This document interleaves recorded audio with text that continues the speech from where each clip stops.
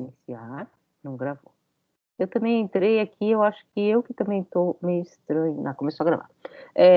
Então, primeira coisa que eu ia falar para vocês viram a prova lá, né? Olá! Vocês viram a prova lá, vocês viram que eu coloquei aquelas questões, e quando vocês acham que vocês podem me entregar? Lembrando que a gente tem aulas às quartas, a gente tem mais 2 aulas apenas síncronas, que é a aula do dia 12 e a aula do dia 19. Eu vou, como a gente vai ficar com uma parte do que eu tinha programado, não vai dar tempo, ou a gente faz uma aula especial na quinta-feira, na segunda-feira, ou eu faço vídeos, aí depende um pouco de como vocês vão estar, se vocês vão estar com muito acúmulo de trabalho, com muita coisa para fazer, porque vão ficar faltando, na verdade, completar um pouco esse debate, que na verdade esse debate final do curso, essa última parte do curso, eu sei que ela é mais complicada, ela é mais difícil, é um pouco para entender como que a gente vai. Tinha ficado já marcado para o dia 19, mas tá bom esse horário, esse dia, assim, agora que vocês viram a prova? Professora, Diga. para mim, não seria o dia 19 um dia bom, mas aí eu não sei o resto da turma, porque eu estou fazendo IPF de manhã com o Lacu, e dia 19 é a data da prova dele. Aí eu não queria ter 2 provas no mesmo dia, mas só se for possível. Mais alguém está fazendo de manhã com o Lacur? Professor Felipe? Porque assim, olha, então, só voltando, a gente vai ter 2 aulas, uma aula dia 12, que eu quero falar um pouquinho para vocês do texto do Quine e do Porchat, tá? Que são esses textos que estão faltando. Inclusive, eu vou procurar para entregar, para passar para vocês, mas se não der tempo de ler, vocês lerem, porque eu sei que vocês estão fazendo prova agora, eu comento por que eu escolhi esses textos, quais são as questões desses textos, e vocês depois a gente volta a ler e conversar sobre eles. E a última aula é dia 19, a última aula síncrona, tá? Que a última aula, assim, é a última aula mesmo, porque a última aula seria, estou fazendo invertido, né? A última aula de vocês é dia 19. Só que eu posso entregar a prova, as notas até dia 28. Então, até dia 28, dá tempo de eu receber esses trabalhos que vocês vão entregar. Então, vão pensando aí se vocês querem um outro dia. Aí, dia 28, então, vocês vão olhar lá depois no Aprender. Eu vou abrir o laboratório de avaliação que chama. Vocês vão colocar lá o PDF, o, o, ai, o arquivo de vocês, que eu quero que não seja PDF. Eu vou comentar esse arquivo e vocês vão receber o arquivo comentado e a resposta, o feedback da nota, tá? Então, assim, vocês viram que o pessoal ficou falando da 0, da 6 lá no Zap, mas na verdade a gente não dá notas por número, né? Você sabe que é MM, MS, SS, você já sabe porque é assim também no ensino médio. Só que a gente costuma muitas vezes dar uma nota de número, porque a nota final, a menção, ela é a junção de muitas outras coisas, às vezes, né? E a nota de número, ela serve um pouco, eu fiquei com 9, por que eu não fiquei com 10, né? Ou eu fiquei com 8, por que eu não fiquei com 9? Então, um pouquinho para dar uma possibilidade do professor indicar melhor esses graus, né, de aproveitamento. Só que isso, muitas vezes, simplesmente desaparece na nota final. Quem tirou 9, quem tirou 10 fica com esse S. E eu, geralmente, ao contrário de alguns professores, isso aí vocês vão depois descobrir, tá? Eu tenho a tendência sempre a puxar a nota para cima, né? Então, se for 8,7, vira 9, né? Assim, algumas coisas assim que eu costumo mais fazer isso. Mas não é sempre, tá? Tem vários modos de dar nota, e como eu disse para vocês, por que a gente está falando um pouco disso também no finalzinho do curso? Porque esses modos de dar nota, eles têm a ver com o que cada professor entende que é filosofia. Então, eu queria também falar um pouquinho no final do curso sobre que eu só gravei o vídeo, né? Sobre aquela relação Carnap, que eu falei para vocês, e Heidegger, que eu falei um pouco no vídeo, né? Que é um pouco como cada uma das linhas mestras, que hoje em dia já se misturaram, evidentemente, mas como que elas pensam a própria história da filosofia, a própria historicidade da filosofia. Então, agora a gente está lendo Heidegger, a ideia seria depois ler brevemente a polêmica Heidegger-Carnap, mas não vai dar tempo, realmente. E eu queria terminar ainda comentando um pouco com vocês, já que a gente está falando de história da filosofia, como essa questão da história da filosofia aparece em relação às novas questões que estão se pondo no horizonte da filosofia, que são outras formas de pensamento, outros universos de pensamento, por exemplo, como a filosofia dá conta de pensar um pensamento que não veio dessa matriz greco-romana ou de uma matriz europeia, né? Quer dizer, falar assim de pensamento africano, de pensamento oriental. Como é que a filosofia está tentando dar conta disso? Ou, se vocês quiserem, de questões que são do Brasil, que o Brasil também é um ocidente, né? Assim, mais ou menos. Então, tem um pouco essa questão da filosofia americana, também americana no sentido dos Estados Unidos, né? Porque é muito diferente do que a gente faz aqui. E eu peguei, vamos dizer, esse problema da história a partir de um elemento, tá? Mas eu podia ter pego qualquer outro, porque o problema é o mesmo, que é a questão do feminismo. Tá? Não vou querer fazer aqui nenhum tipo de apologia, não é isso? É porque a questão do feminismo ela tem a ver estruturalmente com essas outras questões. E com uma nota específica que o feminismo, ou a relação das mulheres com a filosofia, ela não diz respeito necessariamente a um lugar geográfico ou cultural. Ela diz respeito à própria história da filosofia da qual a gente está falando. Né? Porque as mulheres europeias, enfim, entre aspas, também estavam ali, do lado do Hegel, do lado do Kant, e elas desaparecem. Então, um pouco essa questão. Na verdade, a gente vai ler o texto, eu não vou fazer nenhum tipo de apologia nem nada disso, um pouco colocar o problema. E esse problema é um problema muito filosófico, vocês vão perceber. Tá? Por que eu falo que não é apologia? Porque eu acho que também tem todo um discurso que tem outra matriz. Não estou dizendo que ele é errado, mas muitas vezes ele não é filosófico. Tá? Ele é um discurso de ativismo e tem função, e vocês vão ouvir muito isso quando vocês estiverem na universidade, mas do ponto de vista da filosofia, existe um questionamento interno à própria noção de história da filosofia, que é essa ideia do cânone, mas mais do que isso, onde se localiza a possibilidade de abrir esse lugar de fala feminino, se é dentro da perspectiva da emancipação, que começa com a modernidade, que começa, portanto, com Kant, quando você diz, por exemplo, que ouse saber, né, sapere aude, e ele diz que até mesmo as mulheres poderiam ousar saber, e, portanto, você põe a racionalidade como o elemento motor desse conhecimento e não mais uma estrutura social, uma estrutura religiosa. Então, se você abre, vamos dizer, esse panorama para que outras vozes possam vir a público e muito embora, é claro, Kant não é um feminista, ele também tem textos que falam coisas que hoje em dia a gente não diria sobre a África. Não é essa a questão, é a questão de que ele põe a possibilidade, é uma condição de possibilidade, ou não, ou ao contrário, que é a grande polêmica. A modernidade seria exatamente esse cerceamento desses espaços e, portanto, essa noção de humanidade construída e com Kant, essa humanidade que se emancipa, com Hegel e tal, ela traria já esse problema de antemão e, portanto, ela deve ser criticada e colocada de lado. Então, é um pouco problema que toma o nome de pós-modernidade. A pós-modernidade seria exatamente abandonar, colocar de lado essa narrativa moderna da emancipação, porque ela não deu conta exatamente das mulheres, das colônias, das outras culturas, ou foi a modernidade que permitiu exatamente que essas vozes viessem a público. Então, é uma questão que a gente vai tentar colocar nesse texto de uma filósofa americana, tá, norte-americana, e eu vou tentar, então, fechar o curso com esse texto, comentando também um pouquinho uma outra filósofa, que já é uma filósofa mais próxima ao nosso curso aqui, porque ela foi aluna do Heidegger, que é a Hannah Arendt. Né? A Hannah Arendt, que é uma filósofa socióloga, que muito próxima, vamos dizer, dessa estrutura de pensamento heideggeriana, com as suas particularidades, que já põe um pouco essa questão também da herança. Ela não vai falar das mulheres, ela não fala exatamente essa questão, mas já é uma voz, é uma primeira voz que vai se interpelar, vamos dizer assim, que vai aparecer nesse sentido. Deixa eu pegar o chat aqui, só porque eu não consegui.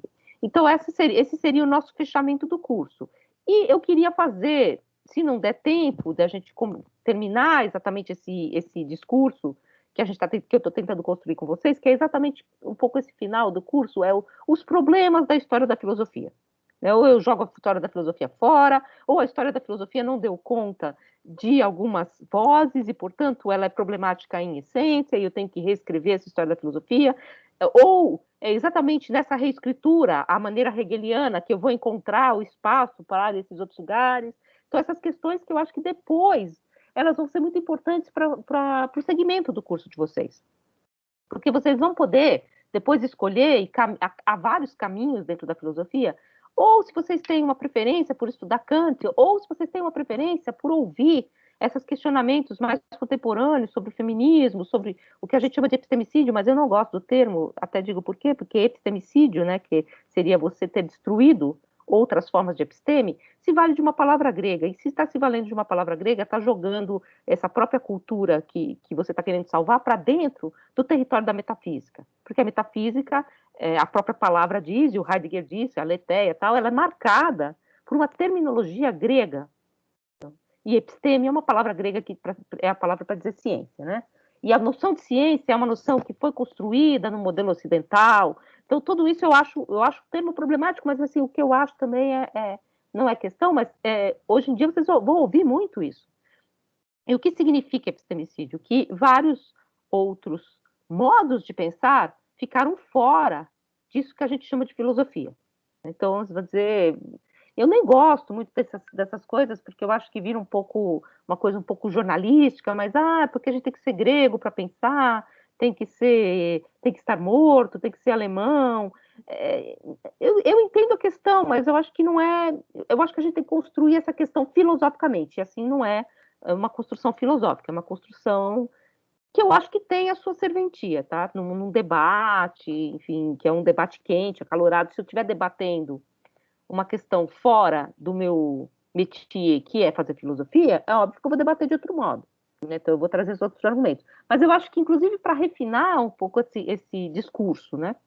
Que é um discurso problemático, não porque ele é problemático, porque ele é ruim, porque ele carrega muitos desses elementos do que a gente está trabalhando agora.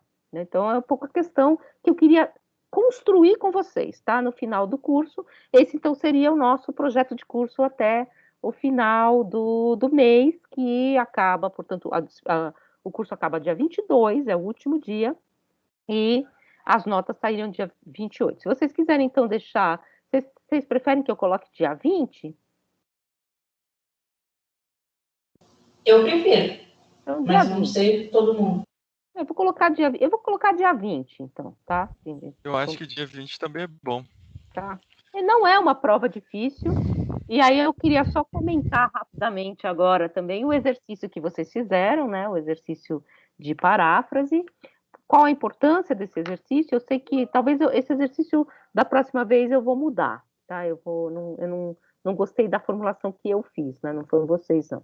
Mas a questão da paráfrase é quanto mais complexo é o autor e mais terminologia específica ele usa, mais a gente tem que tomar cuidado com a precisão conceitual. E essa questão da sinonímia. Né? Então, você vai procurar um sinônimo. Quando diz isso que não é difícil, é porque é difícil. Não é, a prova é fácil, vocês vão ver. Por exemplo, você vai pegar um sinônimo, o Heidegger, o Hegel está lá usando alguns termos, e a gente às vezes usa um sinônimo. Às vezes o sinônimo é só um sinônimo, e às vezes não, às vezes você cria uma imprecisão conceitual. Então é um trabalho que a gente tem que aprender um pouco a fazer, até para você se sentir livre no futuro, para lidar com muito mais maleabilidade com esses conceitos. Mas no começo, quando a gente está assim, se aproximando dos textos, e com alguns autores eu tomo maior cuidado, ainda com só autores que eu não conheço muito bem, eu tomo maior cuidado para não mudar muitos termos, tal, assim. Por outro lado, evidentemente, se você está escrevendo o seu texto e você está querendo trazer esse autor para dentro do seu argumento, você tem que ter um jeito de transformar o texto desse autor no seu texto. E a paráfrase serve para isso. A paráfrase é remodelar o texto numa outra formulação, às vezes numa formulação mais simplificada, mais resumida, mas com os mesmos termos do autor. Então, eu vou depois modificar esse texto, porque eu peguei o texto mais difícil para pedir para vocês fazerem uma paráfrase.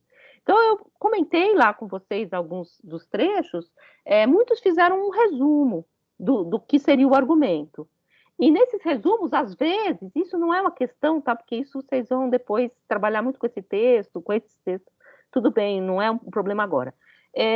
Muitos desses textos, eles estão explicando bem, mas com algumas imprecisões de vocabulário, não é exatamente isso aqui sou evolucionista, isso aqui sou um pouco anacrônico, só que isso é uma coisa que a gente vai controlando com o tempo. E nem todos vocês, imagino, vão ser especialistas em Hegel, né? A gente vai lidar com Hegel, porque Hegel é um autor importante para a tradição. Então, eu comentei lá para vocês os textos, tá? Assim, comentei um pouco essas questões. Depois eu vou comentar a questão da citação também, que ajuda exatamente a construir as respostas da prova, nas quais vocês vão se valer da paráfrase, porque vocês vão parafrasear, às vezes, o autor, da leitura estrutural, porque vocês vão reconstruir o argumento, e também da citação. Vocês vão escolher citações do texto que vão ajudar a corroborar o que vocês estão querendo explicitar. É uma prova explicativa, né? Vocês vão explicar o que os textos dizem e como eles se relacionam, né? Então, no caso da segunda pergunta, mais essa questão, como eles se relacionam, como eles estabelecem uma espécie de debate interno desses textos, e as respostas podem ser longas, tá? Então, vocês podem fazer uma resposta de mais de uma página, não tem o menor problema. Se a prova tiver 5 páginas, 10 páginas, não tem problema. Ela não é uma resposta, assim, porque quando eu peço uma resposta, o que Hegel acha da história da filosofia? Isso ou aquilo? Ou verdadeiro ou falso? Não é essa a questão. Eu quero que vocês construam um argumento. Já é um exercício de escrita, tá? De reescrita e de escrita como se vocês estivessem num determinado momento do TCC de vocês, da monografia de vocês, ou no artigo que vocês estiverem escrevendo. Eu preciso, para o meu argumento, que pode ser um argumento, inclusive, que vai contrariar esses textos, explicar a relação do Hegel com o Nietzsche. Eu preciso porque eu estou escrevendo sobre história e eu quero usar esse argumento. Como é que eu trago isso para dentro do meu texto? Quais são os instrumentos que são linguísticos, que é um pouco aquilo que eu coloquei do Ruais ali, aquele trechinho do Ruais, que são a incorporação de outros textos.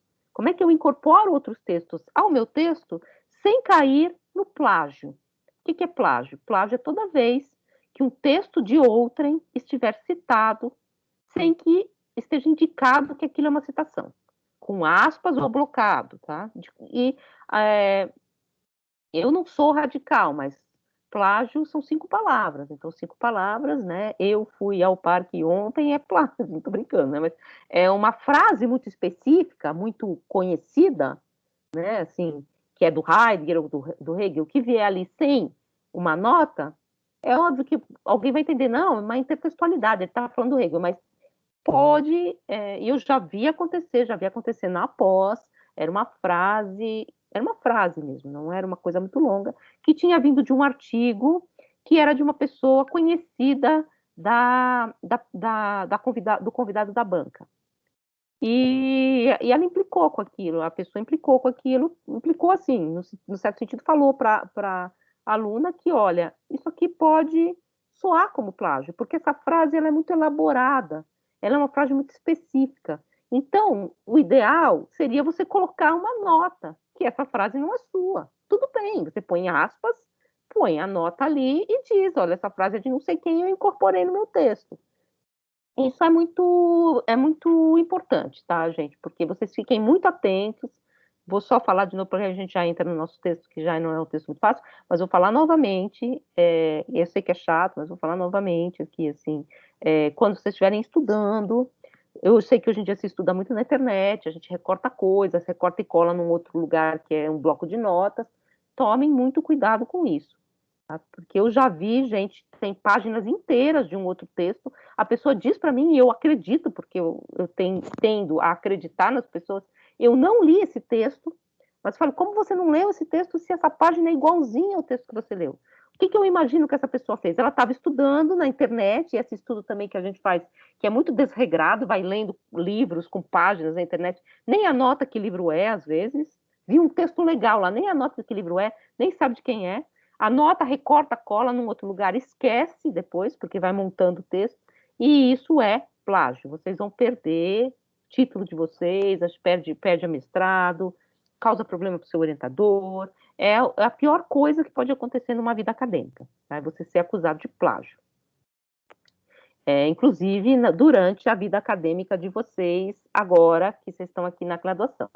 Eu sempre entendo, o João acabou de chegar, eu sempre entendo que vocês não têm a intenção de produzir plágio. Por isso que a gente conversa muito sobre isso, o que é plágio, né? Então, o plágio eu já falei para vocês, enfim, é alguma coisa moderna, na Idade Média isso não era tão problemático, né? Isso não existia, tem coisas iguaizinhas, copiadas em autores e tal, ok, só que hoje em dia é considerado, inclusive em alguns âmbitos, é criminoso, crime, né? Então, tome muito cuidado com isso, inclusive porque nós, por tradição, nós filósofos por tradição, nós filósofos éticos, nós que trabalhamos com filosofia por tradição, somos leitores de outros textos, né? Então, isso é muito mais candente na nossa área do que em outras. Porque, às vezes, é muito sutil, é tênue a passagem do que é uma paráfrase para o que é plágio. Tá? Então, tomem muito cuidado com isso, tenham sempre isso no horizonte, tenham muito cuidado com as fontes, ou seja, se vocês forem procurar coisas na internet para fazer a prova, ótimo, mas citem de onde vocês tiraram, tá? Citem tudo que vocês usaram que não estava na aula, que não está no texto, ou que não veio da cabeça da interpretação de vocês. Da cabeça da gente não vem nada, tá? Vem da interpretação. Tá? Então, isso é muito importante. Tá?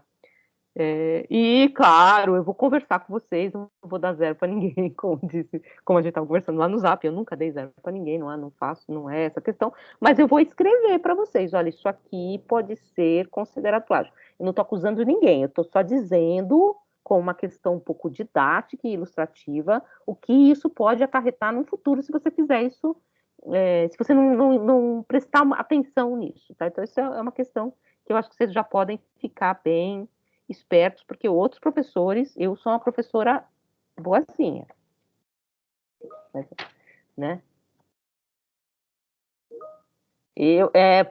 Alguém denuncia. Olha, gente, eu não vou denunciar porque eu sou uma pessoa fofa, mas eu já vi coisas bem desagradáveis. Eu já vi coisas muito desagradáveis. Eu vou falar para vocês, eu já fiz parte, não vou falar que não era da nossa área, não vou falar o nome e tal, mas eu fiz parte de uma comissão de ética e eu fui escolhida pelo reitor na época. Escolhida é assim, ninguém quer, vai caindo, aí chega naquela que acabou de chegar. Numa comissão de ética, que era formada por 3 professores de departamentos diferentes, era um professor de educação, professor de biologia e tal, para avaliar um trabalho de uma aluna que foi considerado plágio no mestrado. E foi extremamente desagradável, parecia a CPI, a gente chamou a menina para fazer uma oitiva, foi horrível. Eu me senti assim, sei lá, o Sérgio Moro. Eu não gostei nem um pouco, porque, na verdade, você se põe como... eu não sou juiz, eu não sei julgar. Mas, assim, é uma coisa muito desagradável. Foi muito desagradável, foi desagradável, a gente chamou o orientador, foi super desagradável. E eu votei por ela não ser expulsa. Ela simplesmente perdeu o título e pode voltar depois. Mas há pessoas bancas, né, juízes mais, né, que podem julgar pela expulsão, e isso você nunca mais pode voltar para o NB. Ela simplesmente perdeu a chance de defender, não foi nada muito grave, ela volta quando ela quiser, tal, mas é um trabalho que ela perdeu, né, gente? É um trabalho que ela teve e ela não conseguiu levar a cabo, ela não tem o título de uma pesquisa que ela fez, que é o mestrado dela. Então é muito sério. Eu não vou denunciar ninguém, não, mas se vocês conversem entre vocês lá, assim, quando vocês estiverem mais se conhecendo, os alunos vão falar um pouco o que os professores fazem. Eu não faço nada, enfim, sequer reprovo, assim, eu escrevo na prova, peço para fazer de novo, tá? Assim, dicas e fofocas é com o João. Eu realmente não sei, a gente conversa muito por isso, tá? A gente conversa sobre isso, os professores contam um para o outro, às vezes, tal aluno fez isso, eu acho uma coisa chata, porque fica um pouco no... Eu não conto, tá? Assim, enfim. Raramente eu falo alguma coisa de aluno, até porque tem uns professores que são super fofoqueiros aqui, então eu não conto mais nada. Você conta uma coisa que aconteceu na sala, aí quando você volta na sala, o aluno tá bravo com você porque o outro professor espalhou para todo mundo. Assim, coisas bobas, às vezes, assim, tipo, né? Coisas bobas que você conta, você não sabe o que aconteceu ontem, o cara caiu da cadeira, qualquer coisa, e todo mundo fica sabendo. Então eu não conto mais nada, mas os professores conversam entre si, né? A gente conversa. Essas são as referências também, né? Quando vai para o mestrado, está tendo seleção de mestrado agora, as pessoas perguntam, assim, claro, assim, olha, você tem uma pessoa que quer ser seu orientador, quer ser seu orientando, você conhece, né? Então, sabe, né? Então, eu acho que sempre é bom a gente construir esses boas práticas de pesquisa, tá? Boas práticas de, de trabalho, né? Então, isso também é uma coisa que a gente tem que explicar para vocês o que que é, porque eu acho que no ensino médio, muitas vezes uma pesquisa é uma cópia da internet. Eu sei disso. Isso não é pesquisa, gente. Isso aí, informação não interessa para gente. A sua orientadora é, quem sou eu, ou não, quem que é? E uma vez Como assim? Quem é? não, outro dia eu fui a mãe do aluno falando assim, nossa, o meu filho fala muito. 19. Hã? Exatamente. Não, outro dia o aluno falando assim, a mãe do aluno falando assim, ai, cadê vocês? Nossa, o meu filho fala muito bem de você, não sei o que, não era eu. Ih, gente, peraí, tá, ok, tá dando uns pau aqui no Word. Meu Word é meio. E a câmera aqui, porque Não, sei lá, vai que eu dou esse fora de novo. A mulher me elogiando pra caramba e não era eu, era outro. Foi de boa, eu não sei, mas foi meio constrangedor, né? A pessoa ficou constrangida. Bom, gente, então eu queria retomar a questão do que a gente falou na aula passada, fazer um resuminho daquele texto que eu acho que vocês releram depois sobre a Aletheia. Vocês viram que depois essa palavra, e por isso que eu escrevi ela na luzinha, ela aparece aqui em grego no começo do texto do Parmênides, né? Do curso do Parmênides. É a primeira palavra que aparece aqui, Aletheia, ela aparece em grego já, né? Ela aparece nas letras gregas. Bom, a questão que a gente falou, começou o texto, ele começa falando que é uma questão científica aí, implicada na leitura que ele vai fazer do Heráclito, porque o Heráclito era considerado, já na época dele, o escoteinos, aquele que é obscuro. Aquele que é obscuro para nós, que somos modernos, é aquele que não veio ao claro, portanto, é aquilo que não é a certeza, é aquilo que não respondeu uma pergunta, está obscuro. Essa noção de obscuridade como o contrário do que é iluminado, do que é correto, portanto, do que é, em alguma medida, para nós, verdade, certo.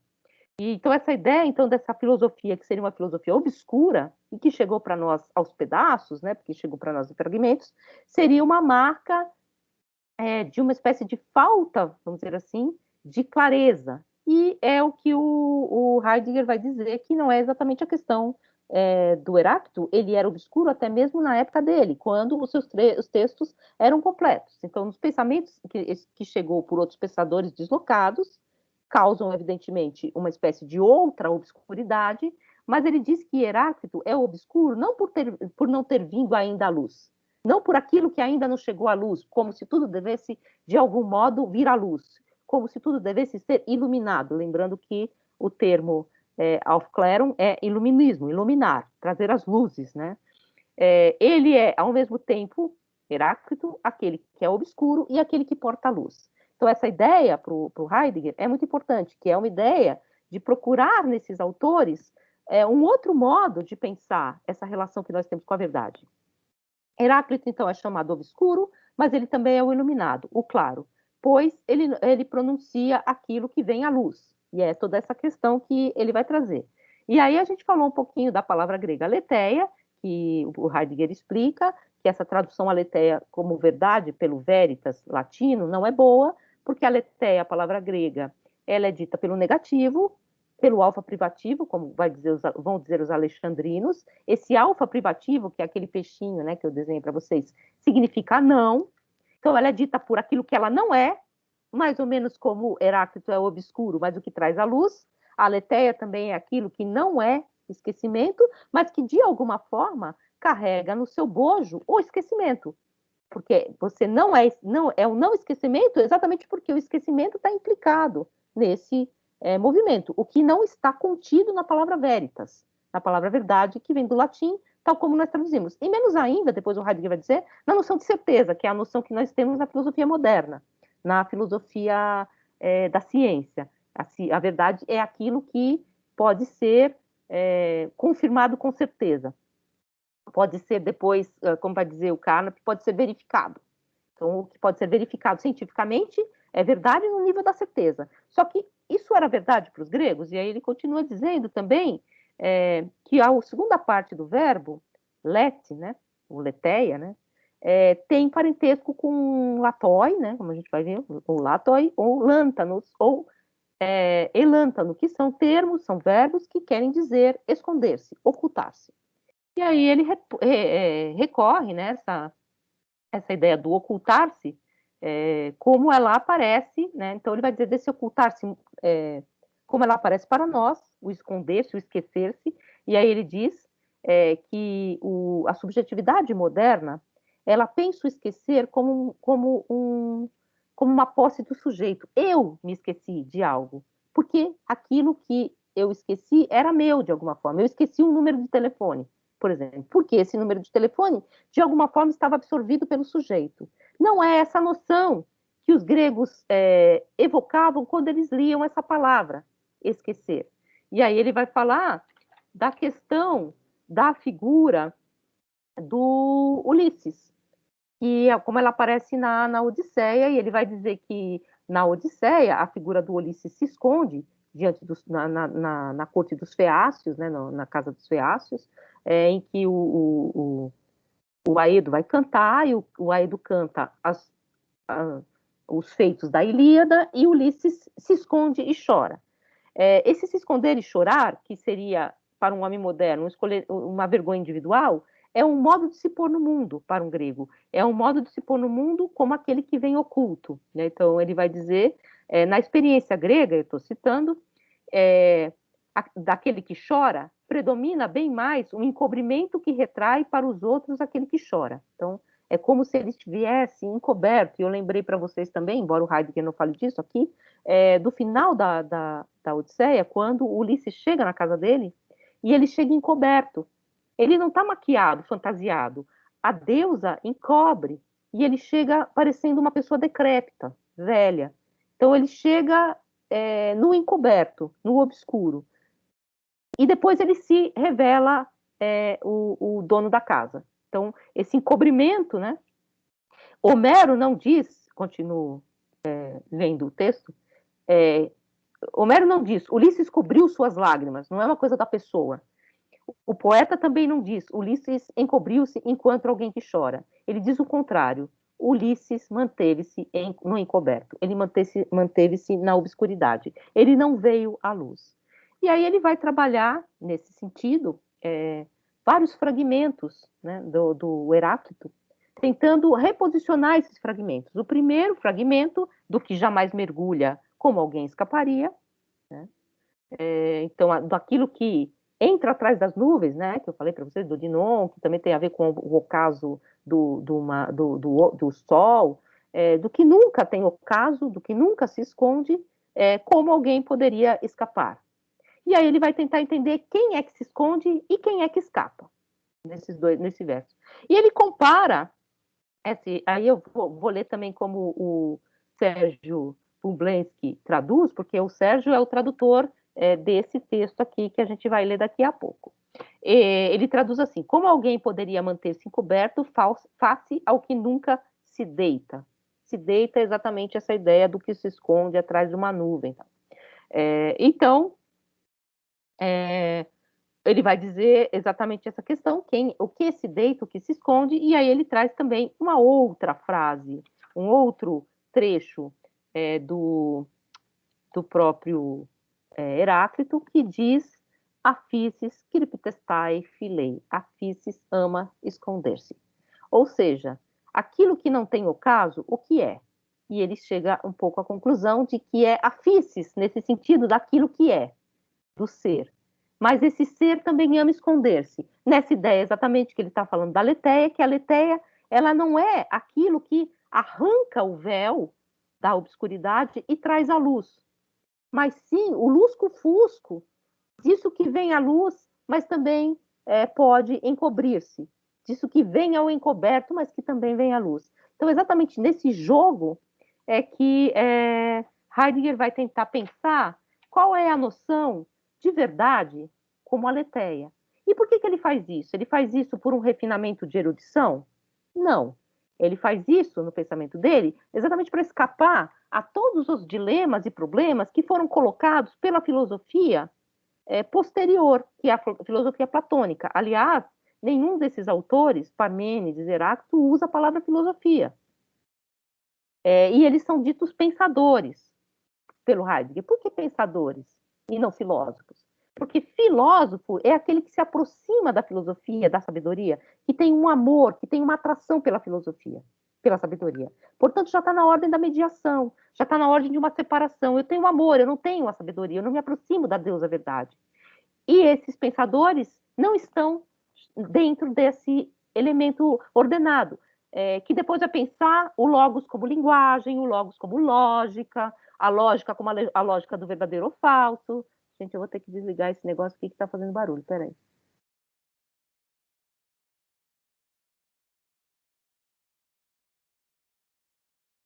Voltei, eu não consigo tirar o som desse zap, aí ele fica... Então, essa ideia do Heidegger de tentar escapar também da nossa subjetividade moderna, que pensa que a filosofia e a sabedoria é uma posse subjetiva. Então, eu sei, porque esse conhecimento é meu. Então, ele está tentando pensar fora desses elementos, exatamente para procurar nos princípios da filosofia, ou nos princípios do pensamento, aquilo que pode mover o pensamento para um outro lugar, para frente, para um outro movimento, e não ficar preso nos dilemas metafísicos que estão postos pela filosofia diante das outras ciências. E isso vai ficar muito mais claro agora no texto do Parmênides.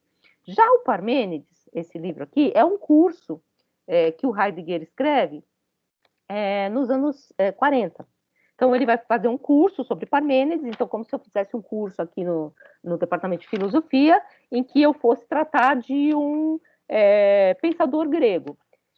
Mas não a maneira da história da filosofia tal como a tradição pensa. Eu vou fazer uma história histórica da filosofia. Ele quer pensar se Parmênides é um filósofo, então ele quer fazer filosofia, não é história, ele não vai contar a história de Parmênides, ele pouco localiza, é por isso que eu localizei para vocês no tempo esses dois autores, Heráclito e Parmênides, exatamente para vocês saberem que eles estão antes de Platão, o quanto tempo se passa entre Platão e Parmênides, Parmênides, Sócrates e Platão, né? Então, um pouco como esses autores que chegaram a nós aos pedaços, por partes, citados por outros autores, né? Como eu falei para vocês, está lá no texto, citado pelo Clemente de Alexandria, por outros autores, por textos empíricos, e, portanto, que causam também em nós, por causa dessa fragmentação, uma dificuldade de leitura, o que nesses pensadores eu posso recuperar de realmente filosófico?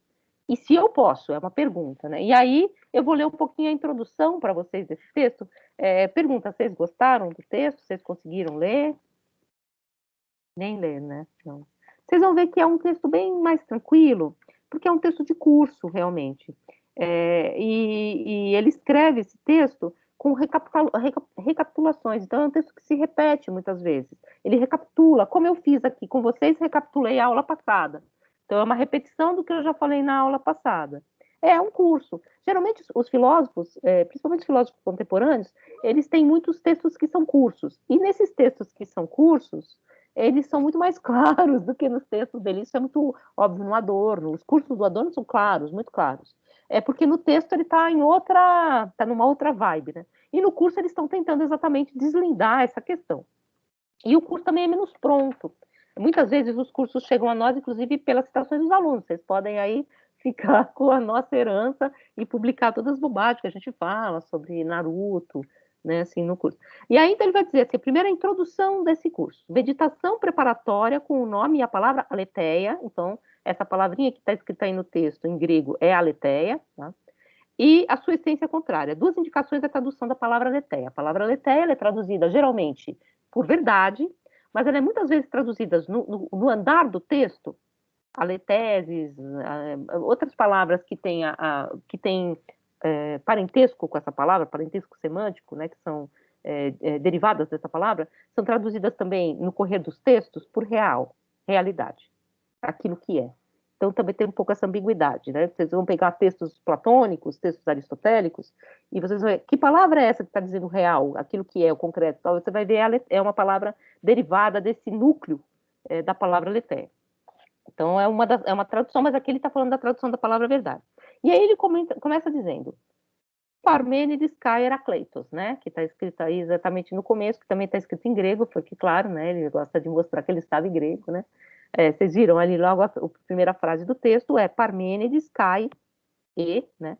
Herakleitos, porque Herakleitos é como se diz Heráclito em grego, tá? Então, se vocês quiserem ser super refinados, em vez de chamar Heráclitos, vocês falem Heracleitos, né? Em vez de falar Sócrates, vocês falam Socrates, né? Enfim, mas isso aí é bem... Não falem, porque fica até um pouco pedante, mas vocês vão ouvir. Tem pessoas, tem helenistas que falam, óbvio. Então, Parmênides e Heracleito seriam dois nomes de pensadores que foram sempre colocados pela tradição como em oposição. E ele diz, esses dois pensadores, eles pensam o verdadeiro. Eles pensam a verdade. Eles tentam pensar, então, aquilo que é. Eles tentam pensar, pela primeira vez, aquilo que é. O outro pensador que ele coloca nesse mesmo grupo é Anaximandro. Então, ele tenta pensar esses três como os três grandes pensadores originários, como ele fala. E aí ele vai dizer, o que isso quer dizer que eles pensaram pela primeira vez o verdadeiro? Que eles são o princípio, Anfänglish, né? Eles são o começo. Mas o que significa dizer que eles são o princípio? E aí ele diz assim, para um lógico, e aqui ele está fazendo, claro, uma crítica às ciências modernas, que são ciências logicistas, né? Inclusive ele está fazendo uma crítica várias vezes a essa noção de que o enunciado lógico deve ser bem construído para poder ser verificado. Ele fala várias vezes assim, não é o enunciado que interessa, é a convocação no dito, é a convocação da palavra dentro da língua, não é o enunciado. Não adianta pegar um enunciado de Parmênides e tentar mostrar que o enunciado está mal construído, não é essa a questão. Ele fala isso várias vezes, e essa fala dele é um recado. É um recado exatamente para essa transformação da noção de filosofia, que a gente vai ver depois, em análise lógica. Então, a filosofia passa a ser análise do discurso, análise lógica do discurso para servir a ciência. Então ele diz, sim, tá, isso aí serve para vocês. Mas aqui, essa questão não é o nosso problema. E ele vai dizer, inclusive, eu vou dizer para vocês que aquilo que é Anfänglish, aquilo que é arqué, aquilo que é primeiro, é o princípio, não é aquilo que vem antes, no sentido de ser um pré ou alguma coisa primitiva ou um ainda não, né? Inclusive, os for-socrates, né, os pré-socráticos, né, é um termo que ele vai criticar, porque pré-socrático significa que é um ainda não Sócrates, ainda não chegou a ser filósofo. Eles estavam tentando, falando um monte de bobajada lá, mas ainda é um pouco mítico, e ele vai dizer um pouco isso, é um poema, não chegou a ser filosofia, é poesia, não é filosofia ainda. Por quê? Porque eles não chegaram a completar ainda aquilo que vai ser completado depois na metafísica ocidental, que é em Platão, em Aristóteles, na lógica, e depois vai servir para nós como modo de pensamento. Mas ele vai dizer uma coisa aqui no começo. O princípio é o que na história essencial... O que é a história essencial? A história essencial não é a história contingente, a história do acaso. A história essencial é a história do ser. É a história daquilo que é a história da essência. Na história essencial, portanto, não na história contingente, porque, óbvio, na história contingente, o que a gente tem de Heráclito e Parmênides são fragmentos, é o que chegou para nós. Isso é história contingente, isso é história histórica, é a história filológica. Mas na história essencial, o princípio vem por último. Isso é muito interessante, porque uma vez a gente teve uma discussão, e eu concordo, tá, com essa discussão. É uma discussão que talvez vocês retomem, mas não foi com esses professores que vocês vão ter agora, foi com o professor Gabriele Cornelli, que é um homem, tá, só para vocês não darem fora. Ele é um professor italiano, Gabriele Cornelli, que é um professor que estuda Platão. E uma vez, quando a gente estava montando o currículo, ele disse que talvez a filosofia antiga fosse muito difícil para ficar no primeiro ano. Porque a gente tem essa ideia cronológica, então a filosofia antiga, depois medieval, depois a moderna, depois a contemporânea. E, num certo sentido, vocês vão sentir isso quando vocês estiverem se aproximando da filosofia antiga, a filosofia antiga, ela carrega muito mais elementos estranhos a nós, antropologicamente, inclusive estranhos, uma língua estranha, um mundo estranho, do que a filosofia contemporânea. Então, talvez ela pareça para nós muito mais distante, e por isso as mediações que foram também encobrindo essa filosofia, por várias interpretações que foram se sedimentando, ela pareça para nós muito mais complexa. E é isso que o Heidegger está dizendo. Ele diz aqui que o princípio é o que na história essencial vem por último. Talvez, então, a gente devesse ler Parmênides e Heráclito no último semestre do curso, e não no primeiro. E aí ele diz, né, que essa frase, evidentemente, vai ferir os ouvidos lógicos, né, porque você dizer que o princípio é o que, que vem por último na história essencial, todo historiador vai dizer, que papo furado, não sei o quê, né? Ele fez assim, antes de tudo, porém, o princípio aparece em seu início oculto no modo peculiar. Por isso surge o fato surpreendente de que o princípio facilmente é tido como incompleto, inacabado, grosseiro e primitivo. Pré alguma coisa, né? Pré-socrático, ainda não é Sócrates. Só que o que ele vai dizer é que esse pensamento originário, Anfänglich Denker, aquilo que se pensou primeiro, naquilo que se pensou primeiro, talvez estivesse muito mais do a ser pensado do que o que se pensou depois. E esse talvez fosse o princípio no sentido da pergunta original, da pergunta primeira. Que é um pouco a questão que depois o Heidegger também, depois não, antes, né, porque esse texto é de 40 e aquele é anterior, ele tem um curso que chama Introdução à História da Filosofia, que é um curso também, que é um livro legal de ler, porque é um curso também, assim, ele vai com muitos exemplos, tal, que aí ele vai perguntar se filosofia é ciência, e ele diz que falar que filosofia é ciência é como dizer que o círculo é redondo, é dizer menos. O círculo é mais perfeito que o redondo. Então, dizer que filosofia é ciência é dizer algo que é aproximativo e impreciso. Por quê? Porque todas as ciências, de alguma forma, elas circunscrevem os seus objetos, mas elas perdem de vista a história essencial, que é exatamente essa pergunta do que se põe a pensar, que é a pergunta da filosofia. E aí ele vai falar isso mais para frente aqui nesse texto também, exatamente essa questão. Então, o que ele vai dizer, quando eu volto para esse pensamento originário, para esse pensamento primeiro, eu não o faço para procurar o começo, eu não o faço para mostrar genealogicamente como é que a gente chegou até aqui, ó, eles pensaram isso aqui, aí Platão transformou assim, como se eles fossem o começo no sentido de uma imprecisão, de algo que não está pronto ainda, mas sim, isso talvez, se vocês eu falei um pouco disso de Hegel, né? Hegel parece que fala isso, mas também não é exatamente assim, porque Hegel tem vários textos sobre Heráclito, né? Só para colocar os dois meio próximos, assim, né? O Hegel e o Heidegger.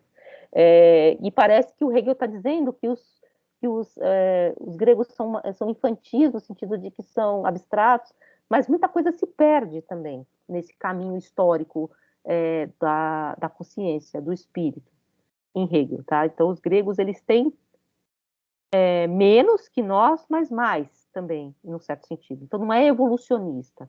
E aqui o que o Heidegger faz é exatamente recuperar essa questão. E aí ele diz, a intenção de refletir ainda hoje, a partir do pensar de Parmênides e Heráclito, permanece assim cercado de múltiplas dúvidas e objeções, que seriam dúvidas e objeções metodológicas. Por que eu volto a esses autores? Alguns autores, como Carnap, dizem que voltar a isso é voltar a poesia, isso não é filosofia, isso não interessa do ponto de vista da ciência.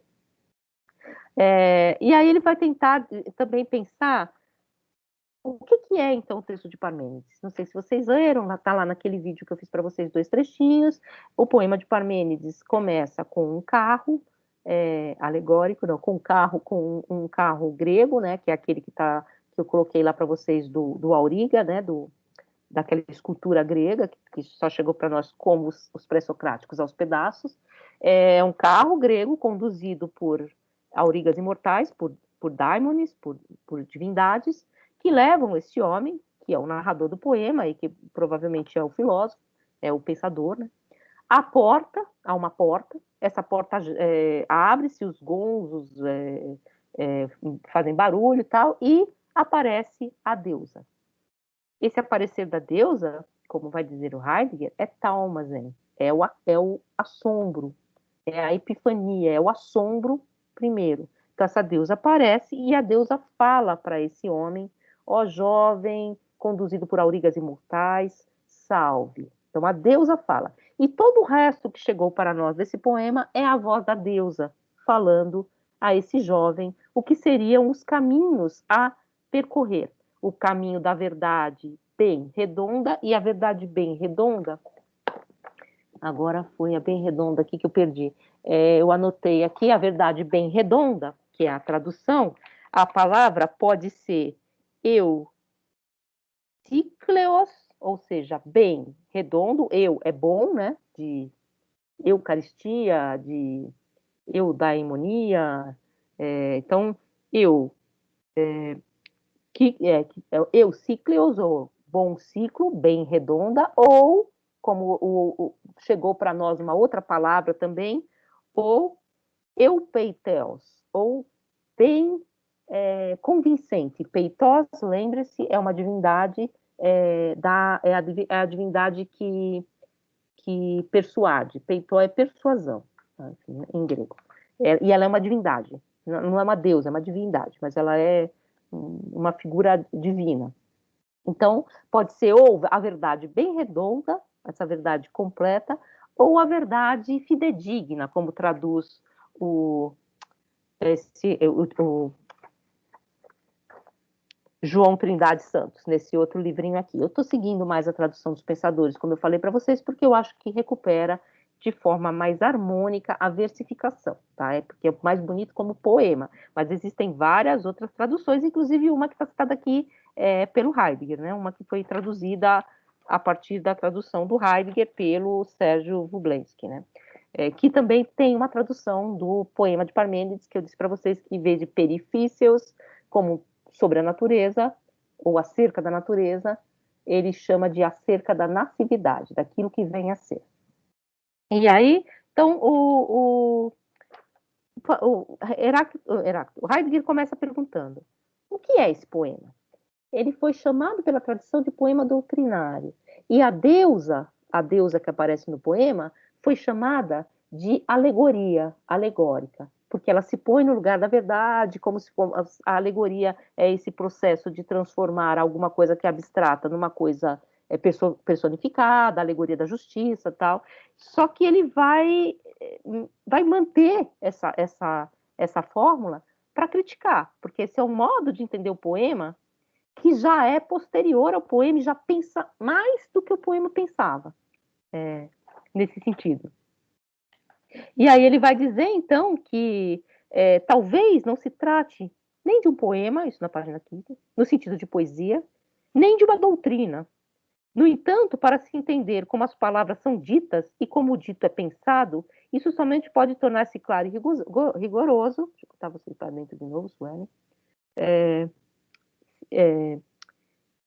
Se soubermos o que é pensado e o que necessita vir à fala. E aí ele vai falar que aqui, uma maneira única, Wort, a palavra, tá? A palavra falada e um dito, Sprung, vem à fala. E aqui ele faz uma distinção. Existe uma distinção entre a palavra, tal como a gente chegou a nós, e essa palavra que a gente traduz por uma outra palavra em uma outra língua, e você traduz por um símbolo lógico, e você traduz dentro de um enunciado, e existe o falado, o Sprung. Né? A gente não tem essa distinção, e é um problema para todo tradutor. A palavra, né, ela é tanto a palavra escrita quanto a palavra falada em português.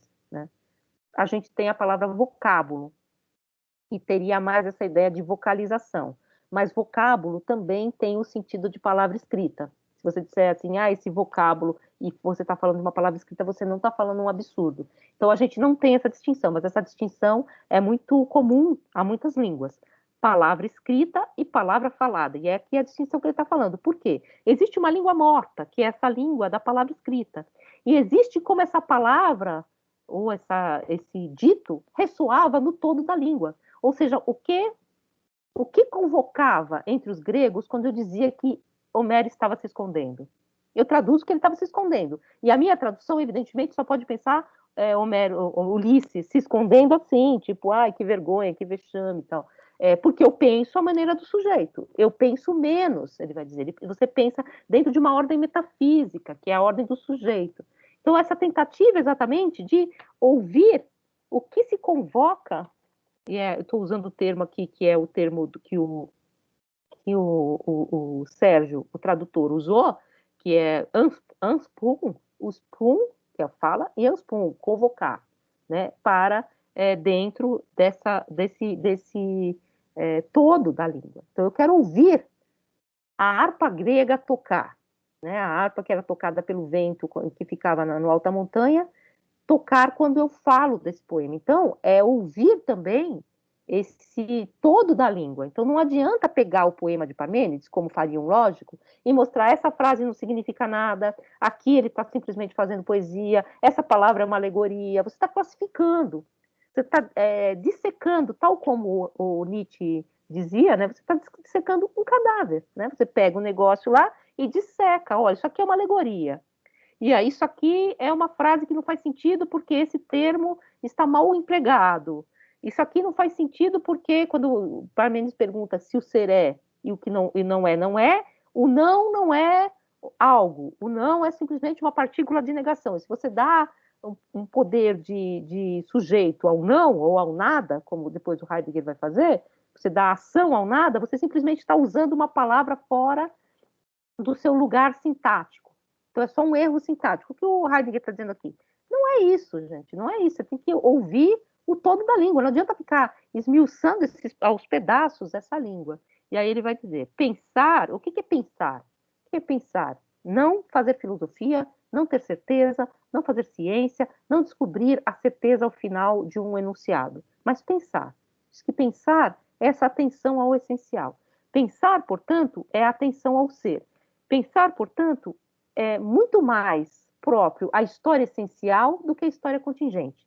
Portanto, ele vai dizer várias vezes, esses pensadores, Heráclito, Parmênides e Anaximandro, pensaram mais e escreveram menos. Ele fala isso em um determinado momento. Ninguém escrevia catatal, né? Quanto maior o livro de filosofia, se bem que ele escreveu O Ser e o Nada, O Ser e Tempo, que é um negócio desse tamanho, né? Mas, enfim. Aí ele pensar, então, é a atenção ao essencial. E é da ordem da contemplação, no certo sentido. É por isso que a aletheia é aquilo que vem ao claro, mantendo o seu núcleo de ocultação, e não é meu. Eu não... Ah, então peguei e trouxe ao claro, e agora eu entendi, é meu, é um conceito, agarrei, né? Conceito que, inclusive, tem essa ideia de garra, né? Né? Peguei. Ah, isso aqui, uma caneta, agarrei, já sei o que é. Não, a verdade, ela vem ao claro, ela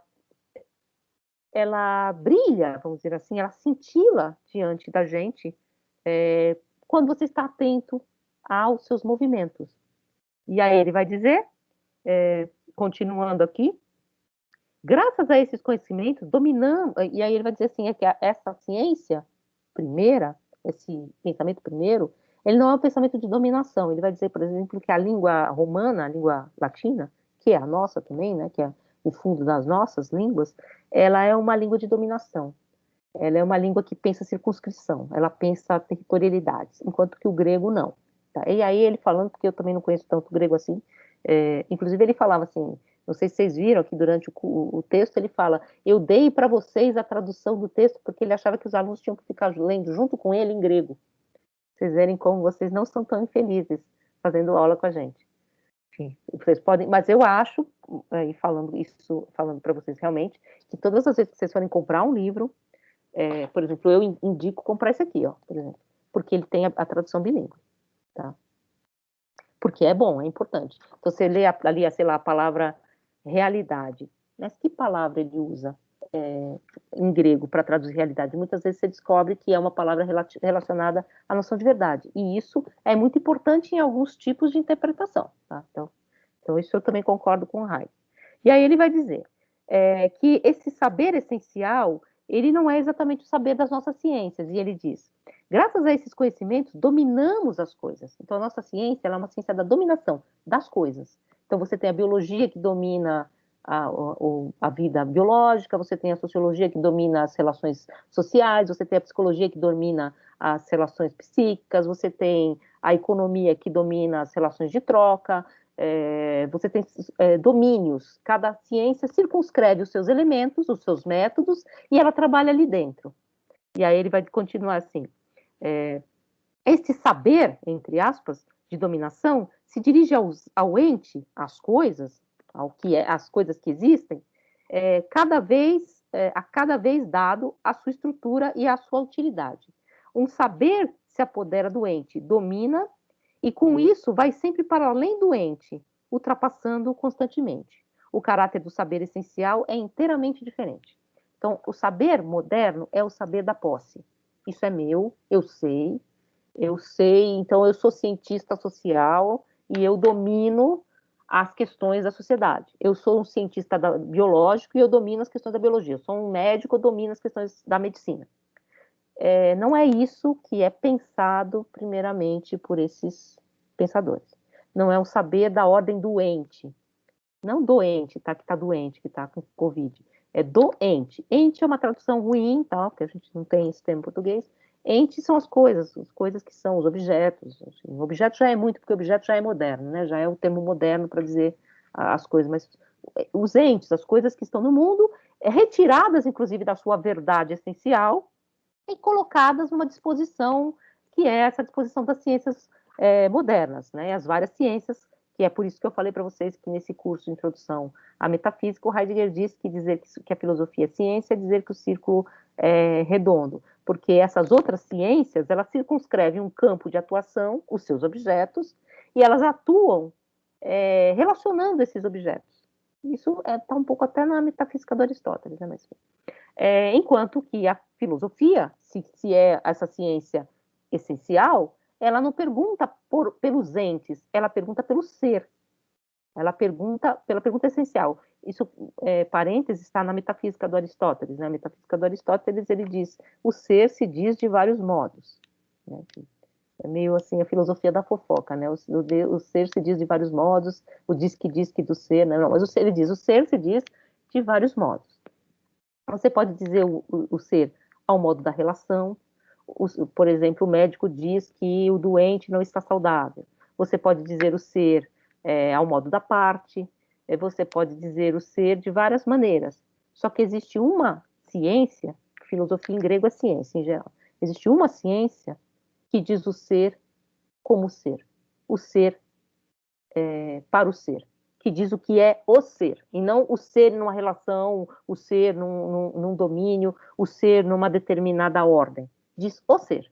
E essa ciência, diz Aristóteles, é a ciência primeira, que é a metafísica. Então, filosofia para o grego, a medicina é filosofia, é tudo filosofia. Mas para o grego existe a ciência primeira. Num certo sentido, Heidegger está fazendo um movimento mais ou menos parecido, só que não aristotélico, porque Aristóteles já pensou menos, porque já está distante de Heráclito e Parmênides. Né? Já está circunscrevendo, inclusive. Né? E aí ele vai dizer isso mais aqui embaixo. Por exemplo, só para tomar um caso entre outros, cada ciência é um conhecimento da dominação, um sobrepujar e um ultrapassar, quando não simplesmente um passar por cima do ente. Isso se realiza no modo da objetivação. Eu transformo as coisas em objetos no meu saber. Eu preciso transformar essas coisas em dados. Vocês vão descobrir isso depois quando vocês forem fazer ciência. A gente faz ciência também, né? Então, se vocês forem, por exemplo, estudar questões de educação, todos os nossos alunos viram dados. Vocês são números, né? Acabou de sair aí os dados da evasão. Eu vou até olhar, estou até com medo. Dá até calor de pensar nisso, né? Os dados de evasão. Esse curso aqui tem só 40 alunos agora, né? Matriculados, mas que entregaram o último trabalho, acho que não tinha 20 no máximo. Mas podem continuar, tá, gente? Continuem, vamos lá. Mas, assim, é uma evasão muito grande. Mas, enfim, vocês são dados ali. Vocês são transformados num objeto. Vocês são objetificados e transformados em elementos outros, né? Que são esses objetos de uma ciência. Em contrapartida, o saber essencial, a atenção, é um retroceder diante do ser. É um pôr-se diante do ser que não o agarra, não o transforma num dado, não o transforma num objeto, não o transforma apenas num ente, numa circunscrição de um domínio. E ele diz, em contraposição à atenção marcada pelo pensamento, permanece com a atenção para uma exigência que não provém de fatos isolados e de eventos da realidade, nem atinge os homens nas razões periféricas de suas ocupações cotidianas, ou seja, não visa os homens nas suas relações, como Aristóteles diz na metafísica, nos seus eventos cotidianos, não visa esse elemento do ser em relação a outras coisas, visa o ser em si, o que é. E aí ele vai falar dessa multiplicidade dos entes, né? Assim, você tem essa multiplicidade de modos de acesso ao ente, inclusive de modos de acesso, de dizer as coisas, mas você tinha essa primeira pergunta, que é uma pergunta extremamente mais essencial. Eu não estou perguntando quantos alunos evadiram, eu não estou perguntando, aqui é a minha ideia, eu não estou perguntando se a célula está infectada. Ah, eu sou maravilhosa? É verdade? Só porque eu tô com uma fitinha no pescoço. Eu ponho essa fitinha aqui porque às vezes eu acho que eu fico meio sem pescoço aqui nessa coisa, cada uma, né? É que eu sou professora de estética. Ah, obrigado, gente. Mas assim, ele vai falar dessa multiplicidade dos entes, né? Então você vai pegar assim essa questão das multiplicidades dos entes e as ciências, na verdade, elas trabalham com isso, né? A gente vai trabalhar também no nível da ciência. E ele está evidentemente fazendo uma crítica a esse modelo da ciência que absorve, inclusive, a filosofia como uma espécie de análise do discurso apenas. E ele está dizendo, olha, então vamos recuperar o que vinha à luz quando esses homens falaram primeiro. E aí ele vai citar aqui o poema do Parmênides, exatamente aquela parte que eu citei para vocês. Eu acho muito feia essa tradução, tá? Desculpa assim, tá? Enfim. Que ele diz a Deus, então acolhe, ó jovens, eu vou ler o mais bonito, mas já que eu falei que eu sou professora de estética, né? Que está nesse livro aqui, que é o que está com vocês. Tá?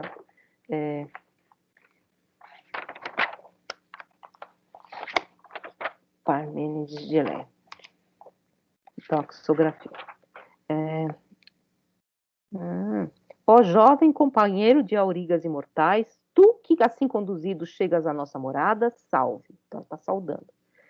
Pois não foi mau destino que te mandou perlustrar esta via, pois ela é fora da senda dos homens. Mas lei divina e justiça. Lei divina e justiça, como é que ele traduz? São as duas deusas, né? Enfim, então é de que é justiça, né? E é preciso que de tudo te instruas, do âmago inabalável da verdade bem redonda, né? Eucícleos, né? Enfim, bem redonda. E das opiniões de mortais, dos Broton doxai, em que não há fé verdadeira, no entanto, também isso aprenderás, que as aparências deviam validamente ser tudo por tudo atravessando. Então, aqui, como eu disse para vocês, a nossa tendência é ler platonicamente. Ele está falando da verdade separada e das coisas que são aparências. Mas as aparências são atravessadas por esse ser, nesse sentido, numa das leituras. Então, ele vai falar dessa questão, e aí ele vai traduzir essa parte que o outro autor traduz por fidedigno. Ele traduz tudo, tanto o coração intrépido do descobrimento bem abrangente, porque ele não traduz aletheia por verdade. Ele traduz, portanto, por descobrimento, né? Por desvelamento, que é a tradução mais comum, né? Mais comum nesse âmbito heideggeriano, porque a gente, claro, traduz por verdade, tá? Como também o aparecer de sua aparência para os mortais, onde não mora confiança no descoberto. Também é uma tradução mais heideggeriana. Então, ele traz esse trecho, e essa fala da deusa, e todos os outros trechos do poema são as falas da deusa, e aí ele vai falar assim, então, a primeira pergunta que a gente tem que fazer, quem é a deusa? Né? Aí é claro que todo mundo sempre lembra da música da Rosana, né? Mas enfim, eu sempre lembro, desculpa, gente, mas, né? Mas enfim, quem é a deusa da música da Rosana?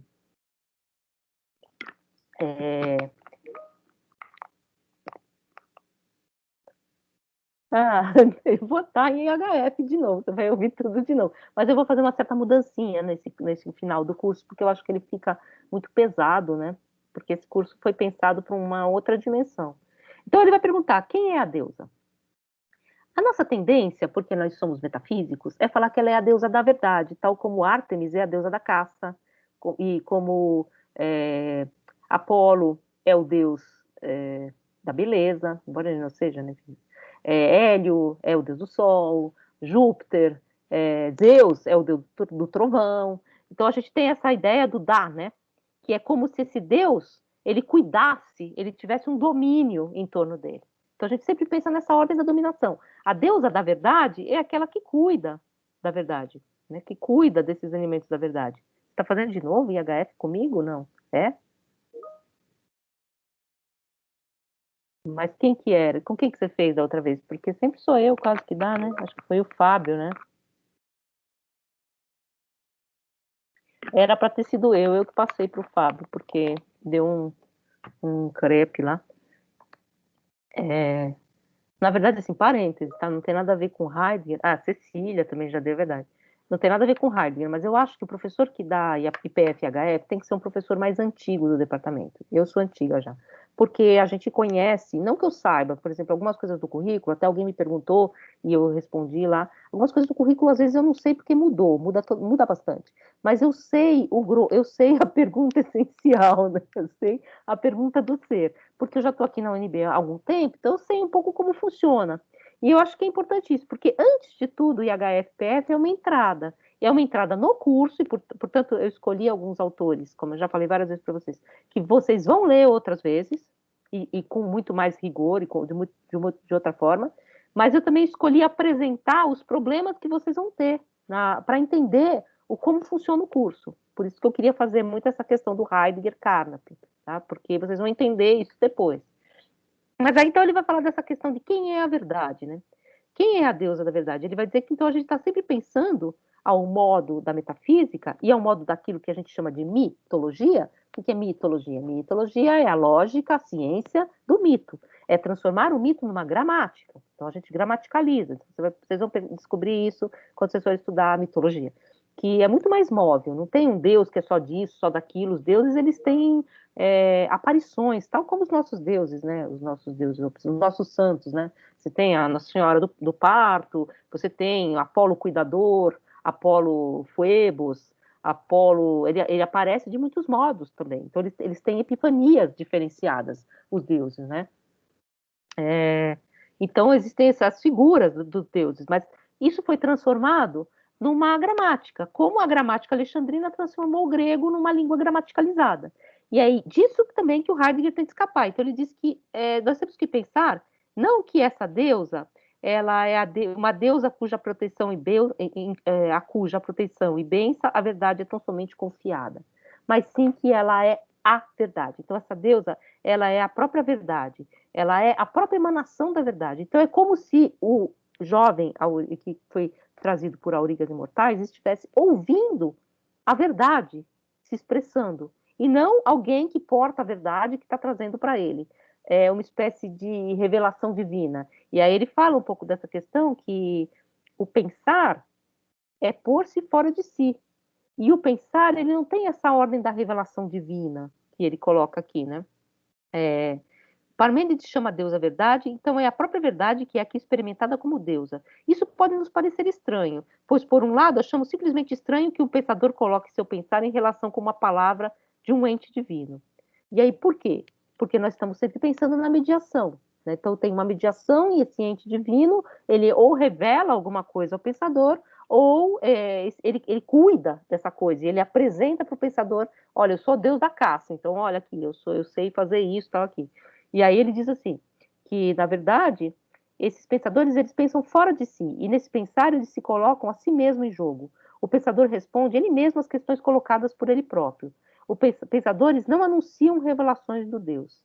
Portanto, é um pouco essa questão, né, dessas figuras que ele vai falar, das famílias dos gregos, Atenas, Afrodite, Ártemis, Deméter, aparecem como pessoas divinas delineadas de um modo muito claro. A deusa verdade, por outro lado, é amplamente abstrata.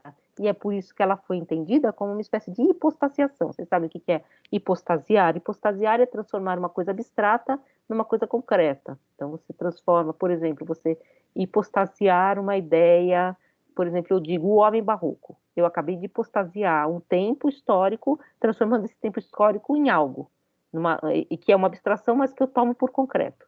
Então, hipostasiar é um movimento que se faz para criar alegorias e muitas vezes se entendeu que esse poema estava hipostasiando, ou seja, criando uma figura alegórica para o divino. O que, na verdade, o próprio Heidegger vai dizer é muito próprio da poesia alexandrina, que é a poesia do final do período grego, mas não do grego de Parmênides, não da época de Parmênides. Então, ele vai dizer que a gente tem também que sair de uma outra oposição, que é uma oposição tradicional. que é a oposição que é entre mito e logos. Então, o que seria a filosofia? Seria sair do mito e entrar no logos. Então, a gente aprende muito isso na história da filosofia, né? Então, primeiro era o mito, aí vem as perguntas, que são as perguntas científicas. As perguntas científicas, elas desvendam o mito fica para trás, o mito é uma superstição, é um erro, e nós avançamos nessa ciência. É como a gente constrói essa noção de história. E é exatamente isso que ele está contrariando aqui. Eles, além disso, se considerarmos que o início do pensamento ocidental se realiza segundo a opinião usual, como dissociação do logos, a razão, a partir do mito, então parece inteiramente compreensível que restos da representação mítica ainda tenham se mantido nas primeiras tentativas primitivas. Então, é exatamente isso que ele está dizendo, míticas. Então, pensar que isso é um resto mítico em Parmênides é, então, pensar que, na verdade, Parmênides é um pré-alguma coisa, né? Mito, né? Você vem contando com a ciência. Pois é, na verdade, aqui a gente está quase fazendo uma espécie de crítica à ciência, né? E hoje em dia a gente não pode nem fazer essa crítica, né? Porque ela ficou problemática. Mas ele está fazendo exatamente uma crítica a essa diferença entre mito e logos, né? Porque vocês vão também ouvir muito isso, tá? Vocês vão estudar Platão, provavelmente no semestre que vem, que é com tem o professor Rodolfo também, que é um professor português, que é platônico não, ele é platonista. Ele estuda Platão, ele traduz Platão, e ele vai falar para vocês, tá bom que a filosofia separou logos e mitos, se vocês não leem Platão, né? Porque Platão, ele tem elementos míticos, e não é assim, estou usando como um exemplo, porque tudo isso é pensado no nosso modo, né? Eu vou usar o mito como um exemplo, não é exatamente essa a construção grega. Mas o que o Heidegger está tentando recuperar aqui? Como foi pensada essa história da filosofia? Ela foi pensada como uma espécie de evolução, que vem dos gregos e deixa essa pergunta para trás, e vem se desdobrando até hoje com um crescendo científico. E aquilo que ficou para trás é pré alguma coisa. O que ele está dizendo é que talvez se a gente pisar esse solo originário, e ele diz aqui no finalzinho dessa recapitulação, que a origem é o ser, se a gente pensar esse solo originário primeiro, de Parmênides, e portanto estudar Parmênides e Heráclito, não é uma mera erudição de helenista, não é? Ele é um helenista, ele sabe grego, né? Mas não é uma mera questão de um helenismo, não é simplesmente estudar porque é um dado histórico, não é estudar porque é poesia e porque é bonito ou feio. Falei para vocês, né, que o Porchat, ele chegava na aula e escrevia umas frases em grego, assim, tal, né? Não que eu entendia também. Ele escrevia uns troços em grego lá e ele falava assim, olha esse verso. Aí lia lá em grego, tal. Que horroroso, não é? Parmênides era péssimo. Assim, eu lá, assim, deve ser, né? Entende? Assim, eu acho o poema bonito, então, assim, embora tenha ouvido muito isso, que ele tinha problemas de formatação, sei lá, de formulação grega, e não consigo recuperar. Mas o que ele vai dizer, então, é que essa ideia da origem, do princípio, você tem que ser pensada como o princípio é o começo. É o princípio, no sentido de arqué, né? A gente fala disso. Quais são os princípios, né? O princípio é aquilo também que sustenta, que fundamenta, no certo sentido. Então, ele vai dizer aqui na recapitulação que ele fala do início, Beginn, a origem, o Sprung, em alemão, e o Anfang, o princípio. Então, você pode separar essas palavras. O início pensa o iniciar-se deste pensar num determinado tempo. Então, o início é aquilo que começou em algum momento. Pensar significa aqui não o curso de atos de pensar representados psicologicamente, e sim o historiar-se, no qual um pensador diz sua palavra, e assim funda um lugar para a verdade no interior de uma humanidade histórica. Tempo significa aqui não primeiramente o ponto de tempo, calculado segundo dia e ano, e sim a época. Então, a noção de início seria um pouco essa questão. O início tem a ver com o despontar e o surgimento do pensar. Por origem, ou princípio, pensamos algo diverso. A origem, ou princípio, é o digno de ser pensado e o pensado nesse pensar primordial. Então, uma coisa é o início histórico de uma época e de um modo de pensar que inaugura e que não pensando também esse tempo simplesmente como um tempo do acaso. Mas uma outra coisa é o princípio, é a origem, é o solo originário desse pensar, aquilo que se pôs a pensar. E aí ele vai dizer, a origem ou o princípio é o digno de ser pensado, e o pensado nesse pensar primordial. Então, é a pergunta primeira. É aquela questão, e aí ele vai dizer mais abaixo que pensar é o pensar em relação ao ser e não em relação aos entes. Portanto, as ciências, elas não pensam como a filosofia. Elas conhecem, elas dominam, elas analisam, elas relacionam, elas chegam à regra geral. Ele não está fazendo uma crítica a como as ciências funcionam.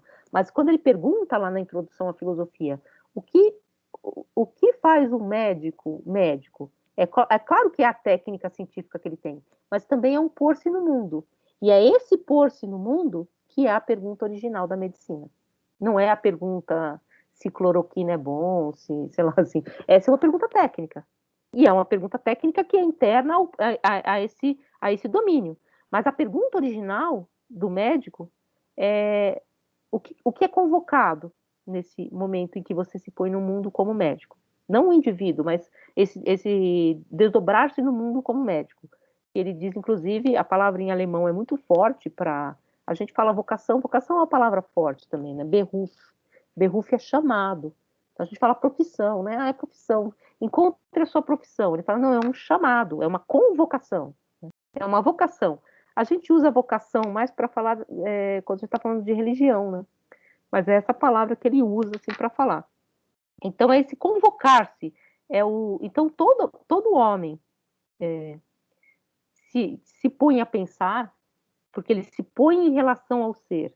E é óbvio, a ciência ela tem a sua função, só que existe uma pergunta original nessa ciência. Ele diz, no médico não é aquele que põe o jaleco, é médico em um determinado momento, chega em casa, aplica uma técnica, aplica ali uma técnica, aplica um método, tira o jaleco e deixou de ser médico. Então aquilo ficou ali naquela técnica. É um pôr-se no mundo, é muito mais do que isso, né? Então é muito além dessa questão. É o pôr-se a pensar do ser. E aí ele diz que o pensar é um retraimento diante do ser, é um pôr-se diante desse ser. E o ser é a origem. O ser é a origem do pensamento. Agora, vocês vão me perguntar o que é ser, né? O ser é... Vocês podem pensar que o ser é a physis. É aquilo que é. Depois, se vocês continuarem lendo o poema de Parmênides, ele vai dizer exatamente isso. O outro trecho, que é o trecho do Clemente de Alexandria, ele diz, pois o mesmo é pensar e, portanto, ser. Então, o mesmo é pensar e, portanto, ser. Deixa eu pegar em grego, não, tá aqui. Aí o livro em grego caiu, caramba. O mesmo pensar e, portanto, ser, faz uma espécie de espelhamento entre aquilo que se põe como atenção do pensar e aquilo que é. Aí toda a tradição leu, cada parte da tradição leu de um jeito. Ah, então pensamento e verdade estão colados, não posso pensar o que não é, e se eu não posso pensar o que não é, como é que eu penso o que não é, como é que eu me engano? E aí essas questões vão se desdobrando na tradição. Só que o que o Heidegger está querendo recuperar? Antes da tradição, como é que pensou esse autor? O que ele pensou? O que se pôs a pensar? E aí, só para terminar, aqui eu vou colocar a questão esse retrair-se diante do ser. Então, ele diz que a origem, que é a origem, né, que é essa ideia de Ursprung, que é a palavra origem em alemão, é uma partícula como é que eu vou dizer, de antiguidade. Fausto, por exemplo, é o primeiro Fausto, o primeiro texto que o Goethe escreveu. Urbild é arquétipo. Urbild é figura original. E Ursprung é origem em alemão. Sprung é salto. Então é salto original, é salto para fora do tempo, num certo sentido, por um lugar originário. E aí ele vai dizer, então, se o pensar o primordial no interior do pensar, plenamente pensado, o mais elevado, então necessita dar-se aqui um retraimento todo próprio, pois esses pensadores não tomam a origem como um pesquisador agarra uma coisa. Então, não é assim. O que é o pesquisador que agarra uma coisa? Exatamente aquela questão que eu falei para vocês das ciências. As ciências, elas dominam os seus objetos. Elas circunscrevem alguns objetos e elas dominam, elas transformam esses objetos, essas coisas em objetos, em dados, para dominá-los e transformá-los numa certeza. Esse é um movimento de ciências. Não é um movimento do pensar originário. E aí ele vai falar desse pensar originário em relação a Platão e Aristóteles. E depois ele fala também em relação a Hegel, a Kant, né? Enfim, a relação à tradição. Ele diz, Platão e Aristóteles e os pensadores posteriores, está na página 22, pensaram muito mais, né? Mais em que sentido? Pensaram muito mais coisas, avançaram muito mais elementos, os textos são muito mais longos, pensaram muito mais, atravessaram mais regiões e camadas do pensar, interrogaram com base em um conhecimento mais rico das coisas e do homem, inclusive naquele sentido hegeliano, né? Eles foram determinando mais questões. Entretanto, todos pensam menos do que os pensadores originários, porque eles se esquecem de elementos no caminho. Aí ele diz, a típica situação, e aí vocês vão gostar disso aqui, de que o pensador moderno necessita de um livro de 400 páginas para dizer algo do que ele tem a dizer, é um sinal inconfundível de que o pensar moderno está fora do âmbito do pensar originário. Quer dizer, aqui a gente pegou uma frase, a phys scriptestai filei, e a gente está discutindo essa frase. Ou a gente pegou um poema, e o mesmo é pensar e, portanto, ser, e estamos discutindo essa frase. Agora, para ler a fenomenologia do espírito, você tem que ler 400 páginas.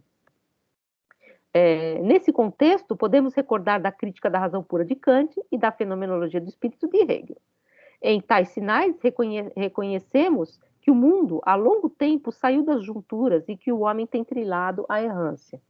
Mas também devemos observar que o livro fundamental da filosofia moderna, Meditações de Prima Filosofia, Meditações Metafísicas, de Descartes, abrange pouco mais de 100 páginas e que tratados decisivos, como de Leibniz, requerem somente algumas folhas de papel de carta. A monadologia tem 12 páginas. E aqui é muito interessante que ele fala, depois ele vai recuperar essa questão durante o livro e também em outros lugares. Descartes faz um movimento muito interessante, porque vocês vão ler, eu acho que foi o livro que eu mais li na minha vida, as Meditações Metafísicas. Mas Meditações Metafísicas, o título é Meditações de Filosofia Primeira, porque Filosofia Primeira é como Aristóteles chama, né, a metafísica, que a metafísica não é uma palavra grega, como eu falei para vocês. É a ciência primeira. Portanto, Meditações de Filosofia Primeira é meditar pela pergunta original, porque próprio Descartes depois tem o discurso do método, tem textos sobre a ótica, textos sobre o homem, textos sobre o mundo, só que as meditações metafísicas são a pergunta original, a pergunta primeira. E aí o Heidegger vai dizer que aí acontece uma espécie de inversão, né, dessa pergunta primeira. Enfim, então aí ele vai falar mais aqui para baixo, então, também, dessa questão, então, do porquê voltar a esses autores, né? E aí ele fala que não é uma mera questão, essa questão da aletheia não é uma mera questão de refinamento de tradução, mas sim de tentar entender como essa palavra, aletheia, ou essa noção de verdade, ela era diferente, outra, dentro desse primeiro pensamento originário, e como se perdeu esse elemento durante esse caminho da história da filosofia, que é o que ele está tentando recuperar. Então, para recuperar a possibilidade de escapar exatamente das dualidades da metafísica, o que eu faço? Eu jogo a história fora? Não, talvez eu precise voltar para esse solo primeiro, originário, dos princípios, para a pergunta primeira. E aí ele diz, aqui podemos somente nos colocar no caminho para a origem ou nos desviarmos dela.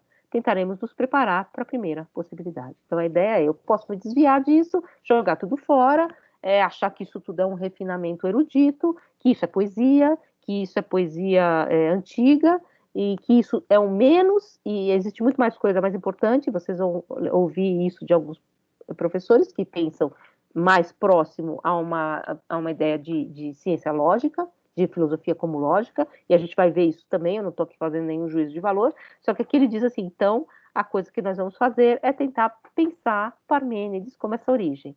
E aí ele continua avaliando esse poema, ele vai para os próximos trechos do poema, e primeiro ele vai falar exatamente daquela palavra que eu falei para vocês, que é eucícleos, né? Ele traduz por coração. E aí ele vai dizer assim, se, por exemplo, a palavra caminho ocorre na tradução, ou a palavra coração, então não está de forma alguma decidido sobre o que significa caminho ou coração. Também com isso, ainda não está decidido se conseguimos verdadeiramente, no sentido de Parmênides como tal, pensar a essência do caminho ou a essência do coração. Então, essas palavras também são palavras nossas e não é apenas uma questão de tradução. E aí ele volta ao mesmo trecho, né? Ele volta ao mesmo trecho, mas é necessário que experimentem tudo, tanto o coração intrépido do descobrimento bem abrangente. Então, ele retorna essa tradução. Que é da deusa e que a deusa fala e como nós podemos nos aproximar desse modo de pensar, que é um modo de pensar do poema doutrinário, desse poema, então, que seria o poema da Aletheia. E mais para frente, estou aqui procurando enquanto eu vou falando para vocês, ele vai fazer todo esse parágrafo sobre a noção de Aletheia, que ele retoma exatamente a mesma questão que a gente já leu. Todo o empenho de pensar a Aletheia de modo adequado, mesmo a distância, ao 27, tá? Página 27. Decai para a futilidade quando não ousamos tentar pensar lete, para o qual a Aletheia provavelmente remete. O que os gregos nomeiam com a palavra aletheia, traduzimos usualmente como a palavra verdade. Se, no entanto, traduzirmos a palavra grega literalmente, ou seja, tal como ela é construída, então ela diz propriamente descobrimento, desencobrimento, o desvelamento, como eu falei para vocês. É como se a tradução literal consistisse simplesmente em conformar nossa palavra numa correspondência com a palavra grega. Mas não é apenas uma questão de uma outra forma de tradução. É encontrar o que ressoa nessa palavra, quando os gregos diziam aletheia. E aí ele diz mais abaixo, deve ficar registrado que o significado da palavra verdade surge casualmente do uso óbvio e posterior da palavra ou de uma informação de um pensador posterior. Portanto, você não recupera a essência da noção de aletheia quando você traduz por verdade. Você perde exatamente essa questão do encobrimento. E é isso que a gente falou, né, um pouco antes, no outro texto, exatamente, em que ele fala dessa ideia de aletheia também em relação a Heráclito. Aí, fechando um pouco essa questão, ele começa dizendo Parmênides e Heracleitos, né? Parmênides e Heráclito são figuras que são colocadas uma do lado da outra como polos separados de movimentos diferentes. Parmênides seria o pensador do ser e Heráclito o pensador do devir. Parmênides o pensador do que é e Heráclito o pensador do que é e não é, né? Aquela ideia do rio, do mesmo rio entramos e não entramos. E eles seriam pensadores opostos. Existiria um eleatismo, porque é Parmênides de Elea, que é esse pensar o ser, e existiria esse movimento que é o movimento heraclitiano, que é o movimento de pensar a dinâmica do devir. Por isso que o Hegel, evidentemente, tem um interesse tão grande em Heráclito. Só que o que Heidegger disse, sim, a tradição leu assim. Só que se nós compararmos os dois, a partir da noção da palavra aletheia como desencobrimento, desvelamento, você vai perceber que ambos estão muito mais próximos nesse pensar originário do que a tradição aponta. Porque voltando um pouco àqueles trechos que a gente leu, se Heráclito fala da Físis, que ama esconder-se, mas que também nunca tem ocaso, Parmênides está falando dessa deusa Aletheia que apresenta dois caminhos para ele, o caminho do âmago da verdade inabalável e bem redonda, e o caminho das aparências que devem ser perpassadas por esse ser. Então ele também está tentando pensar, Parmênides, em relação a esse ser, a isso que é. Ambos, portanto, embora, claro, pensando de modos diferentes, estão colocados diante do ser, em atenção ao ser. Então, é um pouco essa recuperação que o Heidegger faz para a filosofia moderna desses autores pré-socráticos. A aula que vem, eu quero falar com vocês rapidinho, e eu não sei muito como fazer, porque é um xerox bem xixelento. Eu queria passar para vocês um trecho do texto do Carnap, aquele que a gente leu, que eu li para vocês no slide, para a gente entender um pouco também qual o contexto histórico, né, da história histórica, em que estão colocadas essas questões do Heidegger, né? Quais são, na verdade, os elementos dessa filosofia da linguagem científica que ele está criticando. E como também essa outra filosofia se coloca em relação a isso que a gente leu aqui do Heidegger, como Carnap leria, vamos dizer assim, esse texto que a gente acabou de ler. tá? Como ele se colocaria diante desse texto. Para vocês entenderem também esse duplo caminho que a palavra ou a ciência, a filosofia tomou. É como se cada um estivesse falando de uma coisa completamente diferente. Quando Heidegger fala da metafísica, ou da filosofia primeira, ele está falando dessa decisão que acontece lá com Platão. Quando Carnap fala de metafísica, ele está falando de uma tradição linguística de construir problemas sintáticos que são pseudo-problemas, que são erros de interpretação da própria linguagem, são anfibolias da própria linguagem. Porque quando eu digo assim, a sereia está nadando, eu acabei de criar pela própria linguagem a ilusão de que eu posso falar de sereias, como se elas existissem. Isso é só uma ilusão linguística. Quando eu digo, por exemplo, o que é, o que não é, eu acabei de criar por uma espécie de jogo da própria linguagem, porque o não é apenas uma partícula de negação e ele não é nada, então não ser é apenas a negação de ser, e não tem nada aí para ser pensado. Então, para Carnap, isso é apenas uma ilusão linguística. Então, vocês viram aqui a resposta do Heidegger: pensar assim é pensar menos do que desses pensadores originários, porque você não ouve a pergunta por trás, essa pergunta primeira, né? Então, seria um pouco essa questão. Vocês têm alguma questão, ou várias, ou nenhuma? Ou vocês acharam esse texto muito estranho? Ou vocês gostaram do poema do Parmênides, pelo menos dessa parte?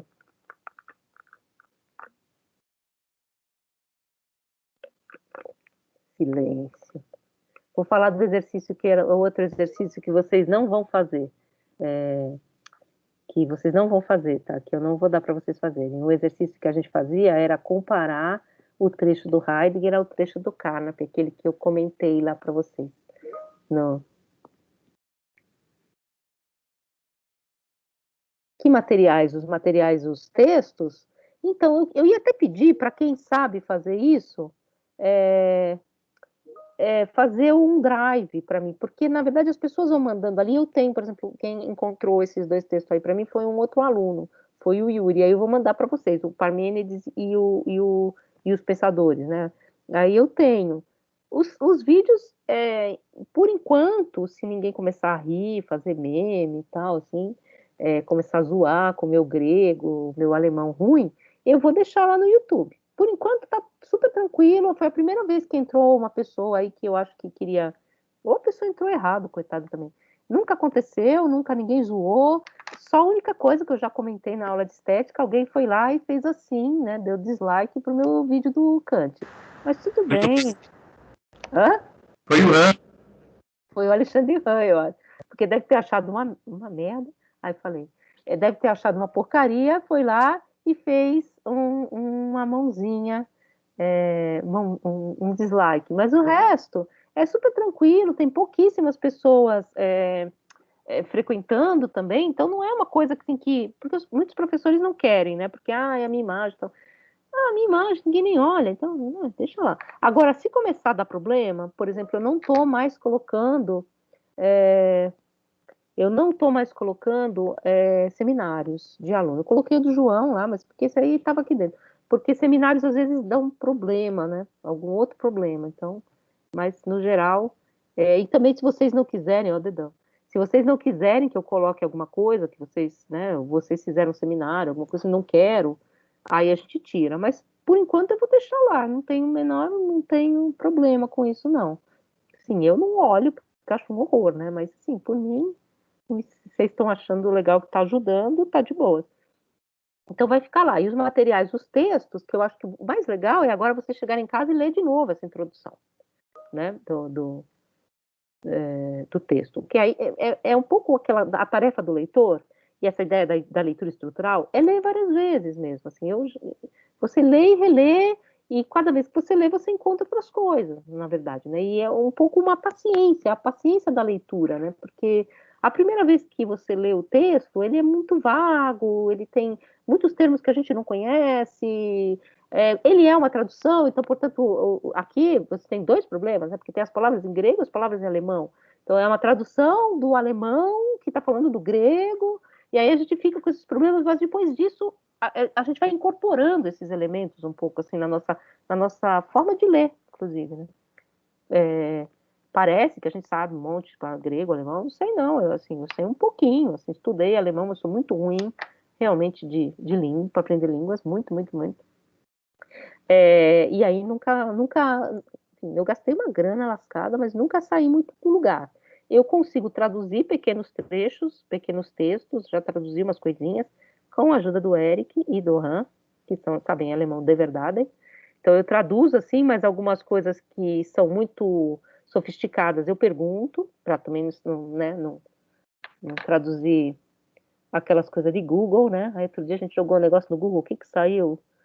Eu não vou nem falar porque saiu um palavrão. Eu falei, meu, o que é isso? Saiu que, assim, era uma palavra, um negócio lá, saiu assim, que ele cagava no spray. Hã? Aí ficou, qualquer coisa a gente fala, isso fica cagar no spray de novo. Porque aquele negócio, assim, então tem que tomar cuidado. Tava vendo o livro do Lacan. Tava lendo bacana. Acho que é por aí. Era francês medieval. Aí, não usa não, gente, desculpa aí. Mas assim, então tem que tomar cuidado, claro, né, com essas traduções e tal. Mas assim, eu acho que é muito importante a gente aprender uma língua bem, principalmente quando vocês descobrirem qual é o autor com o qual vocês vão trabalhar mais de perto. Vocês podem mudar também, claro. E aí vocês vão ver o próximo semestre, quando vocês tiverem aula ou com o Rodolfo, que é o professor da noite, o professor que vai dar aula, acho que no diurno, ou vice-versa, não sei bem, eu não conheço porque ele é um professor novo, ele está chegando no departamento agora, então não conheço, chama Eduardo. Não conheço, então não sei qual é a especialidade dele, realmente não é uma pessoa que eu conheço o currículo, né, mas eu não conheço, mas eu sei que o Rodolfo trabalha muito perto de questões de tradução. Se alguém aqui já fez curso do Rodolfo, pode falar.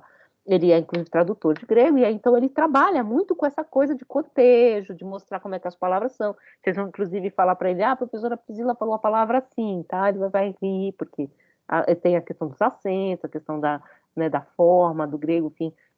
Então, vocês vão ficar muito mais familiarizados com, pelo menos, esse cotejo, né? Esse primeiro cotejo. E vocês podem não se transformarem em tradutores, realmente, porque o tradutor tem que dominar muito bem a língua. Eu consigo usar para uma leitura um pouco funcional, assim, né? Então, e uma língua, pelo menos, 2 línguas, pelo menos, vocês têm que saber ler, né? Bem para fazer mestrado, doutorado. E falar, óbvio, sempre, não estou dizendo que não é bom, estou só dizendo para vocês que é um desenvolvimento, tá? Para vocês não entrarem também em pânico, tá? Então, vocês vão ver que mais da metade dos professores do departamento falam alemão, bem, alguns falam inglês, porque inclusive estudaram em departamentos de língua inglesa, alguns falam francês, inclusive porque são de língua francesa, vários. Vou fazer o alemão, se alguém quiser ser meu colega de turma. Eu tenho um aluno, foi meu aluno eu vou fazer com Opa, ele. eu quero, eu vou fazer junto. Eu quero também. Bondinho do alemão, vamos lá. Eu só não vou sofrer na língua original. Sabe quem é um bom professor de alemão? Eu tive um aluno que chama Lennon Noleto. Ele foi aluno da filosofia aqui. E ele começou a aprender alemão durante o curso. E ele é professor de alemão agora. Olha que vergonha. Eu queria fazer com o Lennon mesmo. Porque ele agora já tem o esquema dos textos filosóficos alemão, né? Ele já é da filosofia. E aí é legal também, porque uma coisa é aprender alemão para entrar no elevador, para andar no aeroporto. Eu lembro que quando eu comecei a aprender alemão, eu tinha muita coisa assim, no aeroporto, como é que fala, enfiar o ticket e tal, essas coisas. Coisa que eu não sei fazer nem direito em português, falar a verdade, né? Ele era professor do Centro de Línguas da UNB, o Leno, mas agora ele está em Portugal. Mas vocês podem procurá-lo. Tem uma outra professora que era muito boa também, que está sempre por aqui pelo departamento, que chama Mônica Udler, que é filósofa também, que foi professora do departamento um tempo, agora não sei se ela está dando aula, mas ela dá aula de alemão também, e esse alemão mais que não vai ficar, vocês não vão ficar aprendendo aí no aeroporto, depois aprende também, não estou falando que não é para aprender, e entrar no supermercado, porque eu fiz alemão no Goethe, então eu aprendi muitas essas coisas, né? E tinha extrema dificuldade, porque eu acho que tem dificuldade dessas coisas até em português, sabe? Como é que chama esse troço aqui? Eu tenho, enfim, Você aprendeu alemão no gueto e italiano na Moca. E o italiano na Moca. Eu não sei italiano também. Nem italiano eu sei, gente. Nem meu pai fala italiano, na verdade. Enfim, mas é sempre bom. Saber italiano também é bom? É, porque vocês podem estudar Maquiavel, se bem que não é italiano aquilo lá, né? Mas vocês podem estudar Expósito, Agamben, tem vários outros filósofos italianos. Qualquer língua é importante, inclusive espanhol.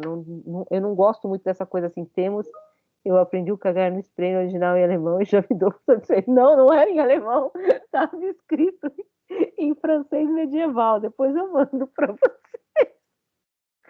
Aí eu não conseguia traduzir aquilo, eu não conseguia achar aquela palavra em lugar nenhum. Aí eu falei, eu vou jogar no Google, né? Aí saiu isso aí, a gente começou a cagar de rir, né? Mas, enfim, o Luca Mori, que também é um cara que trabalha com a gente, esse filósofo. O Luca Mori é um filósofo, é jovem, assim, ele é da Universidade de Pisa, trabalha com a gente lá nas oficinas. A gente traduziu uma parte grande do livro dele.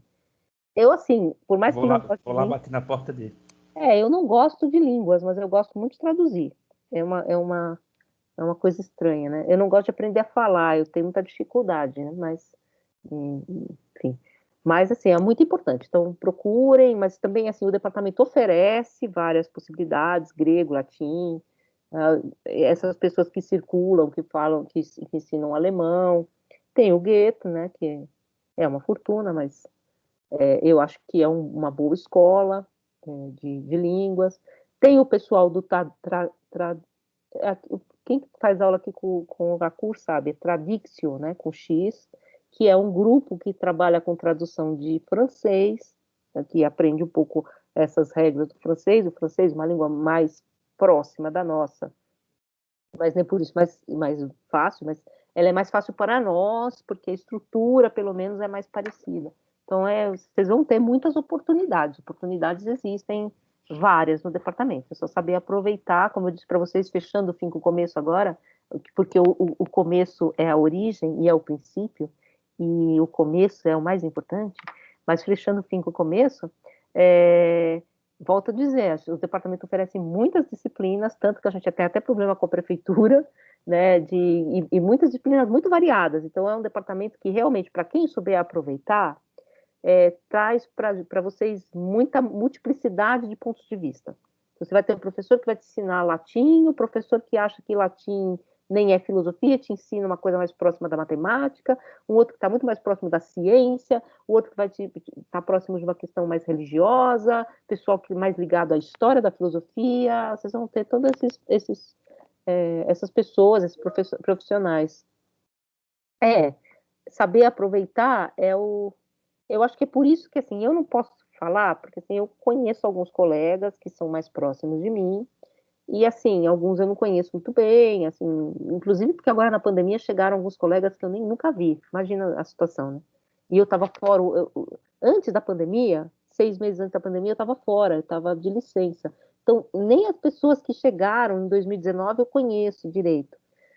Então, eu não gosto de ficar falando, porque eu vou falar mais de um e não vou falar do outro. Mas os alunos falam muito. Então, os alunos falam tal professor, tal outro. Gente, faltam 5 minutos para a explosão daqui. Vou parar de gravar, então.